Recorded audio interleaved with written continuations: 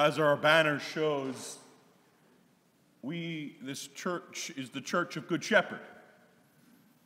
Not like all names or words, we often hear them so often that we just don't get the impact, the full force of what that means. Shepherd, well, most of us know, even if we just know it by television or Wikipedia, if you're young enough, what a shepherd is. You know, taking care of sheep, a little crook and all that kind of. We've seen or have a sense of that. Most of us do not have a real sense, never shepherded sheep, never worked with sheep. But we understand the concept. You need a shepherd. It helps to keep the sheep together. And we know sheep are not the most brightest animals, or at least that seems that way. They can be distracted easy. Good comparison to all of us, you know. We can so easily be distracted by so many different things. We need that voice of the shepherd to take us away from the distractions of our lives, to follow him. So that wonderful antiphon that we sang in the Hallelujah that was sung for us, that the sheep know his voice. Shepherd is a powerful image that's used in the Old Testament and powerfully by Jesus many times. Shepherd is not just an image we use for just Jesus in the Bible. In fact, shepherd, and we don't always use it just for that today as well, but shepherd means leader or king or religious leader. It has that connotations of leading. When we call Jesus the good shepherd, he is the good leader. He is not only just a leader, it means more than that. When we hear leader, we think of people with power and authority, and yeah, that's part of the package. But naming it a shepherd changes that. It has echoes of what Jesus said today in the gospel. As Jesus went ashore, he saw a great crowd, and he had compassion for them, because they were like sheep without a shepherd. And he began to teach them many things. That being a shepherd is about compassion. It's what Pope Francis, when he talks about us priests and bishops, that we need to be shepherds that have the smell of sheep upon us. What an evocative image, eh? We need to smell like our people, the sheep. And it just means we have that intimate relationship. Shepherds don't lead from far away at such a distance and all that. They need to be right there in the thick of things. Another image that I thought was powerful when I was reading one particular book is the priest needs to be in the trenches with his people. And to be with them. What a powerful image. Pope Francis actually added a little bit to that. He says the priest needs to have the smell of the sheep and the smile of a father. I thought that was another powerful thing, that one of the reasons we are called fathers as well is that we need to be true fathers, and part of that is the smile. It's amazing, the frown of a father doesn't have the same effect as the look of disdain of a mother, but powerful, the smile, the leading of a father is a very powerful thing. It's about leading with love and it's about shepherding. And this is the parish of the Good Shepherd. Good Shepherd. But he is our leader. And so when we come here, we come to our shepherd, we should come to him out of love. He smells like us. He looks like us. He's here with us. That's a powerful thing. Every Christmas, for sure, and every time I get a chance, that just blows my mind that he came down and became one of us, that he practiced what I've just been talking about. He came down with us, and I think it's so incredible and powerful that every time we celebrate the Mass, especially on Sunday, the Good Shepherd becomes present to us in the Eucharist, and he goes to each and every one of you to dwell within you. He comes to be your shepherd with you and in you. Powerful.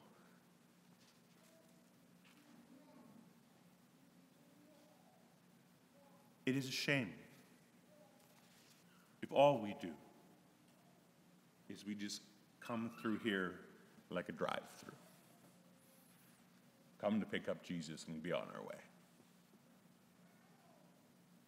This should be an opportunity to come together, to just renew that powerful contact with the Good Shepherd. It's powerful and I think amazing that we have this banner that if we take time to contemplate, all the Stations of the Cross are done by the same artist. It's a unique piece of art for sure. But these images help us to understand we're coming here. It's powerful when you extend that image. We were able to extend this tapestry, the entire place. You would see all those sheep wherever we are.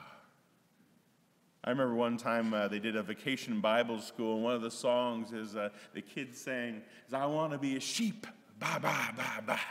I want to be a sheep, ba, ba, ba, ba. And the kids have so much fun. But we need to want not just to be sheep, be who we are as human beings. We want him to be our shepherd. And the best way to do that is to come to know him. Not just about him. Father Cantalamessa, he spoke when he was here in Edmonton a while back. He said, many people know about Jesus. They know these facts that they have in their minds. They know these things about Jesus. He said the most important thing is not to know about Jesus, but to know the person of Jesus. To know the Good Shepherd. And one of the best ways to know the Good Shepherd is to seek his voice and follow him. Now, I know that's one of the most difficult things in the world to do these days. We all have these darn phones. But I think the phone, we can criticize technology. It's what it is. It's what we live with. And I think it's awesome, but I do know my brother always bugs me about my Crackberry, that he says I'm always on it, but he's always on his iPhone. So, I'm being nice to my little brother, who is twice my size, but he's my little brother. But he says, well, these kind of phones are a symbol in our culture. There's a wonderful little cartoon that I sent to a couple friends of mine, all these people in heaven, and they're up in heaven, and all of them are looking like this, looking desperate that they don't have their phones anymore. We are so caught up in this. But I know, by looking at myself at times, looking at the people around me, that we so want to be connected. And I just say to you, don't make all your effort to be connected through a cell phone or through a computer. Make that effort to be connected to him, our Lord Jesus Christ. And what I find amazing about that, when you take time to pray, you don't even need to buy a cell phone. Isn't that amazing? You can get connected to Jesus with absolutely no technology if you have none. If you're one of those rare individuals in North America that have no technology. He gives it free to all who wish. And it takes effort. But people say, oh, it's too much work. It's too much work to come to know Jesus and to pray. Oh my God, I remember one high school student going to me, Father, 5 minutes of praying, it's too much. I said, you're preaching to the wrong person, I pray a lot more than that. Even people who say coming to Mass once a week, it's so hard. I said, you should try going to 3 or 4 times a weekend, But the thing is, it's that effort. You see, I found when I got my new BlackBerry, because I had to switch up my phone, the other one was falling apart, all of a sudden I realized everything I had programmed into this wasn't there anymore when I got the new phone. Everything was new. But it was amazing because I wanted to use the phone. I got through that. The same thing is with getting to know Jesus. Is it hard at first? Yeah. Everything is a learning curve when you first do it. Get past that. Then it gets easier. But you have to make that initial effort. And will it be hard in stages? Yes. With knowing Jesus and coming to know him is like any relationship. It's done in stages. It just grows at different rates depending on how old you are, what state of life you are in. It's great to start when you're young. Absolutely. All that free time, give some of it to Jesus. We get older, we get busy with work and stuff like that. We have to carve it out, and we need to do that with everything we love as adults. We need to do that for Christ. So you are very blessed that you come here to Good Shepherd every Sunday. That habit, for sure, at the bare minimum, of coming to Mass on Sunday reminds you that He is the Good Shepherd. And one way you can do that is when you come into this place, you can turn your phones off, or even better, you can turn them off. It's a simple sign to you, Jesus, I want to be 100%. I want to see you. I want to touch you. I want to smell you. I want to be with you. And make that effort, even though it may be a little difficult, to pray, to listen, to learn, to hear Christ. Start. I suggest it's a great thing to take your cell phone and turn it off at least once a day and give Christ some time. See, the cell phones are a great symbol, but we turn them off is like an act of great faith, isn't it?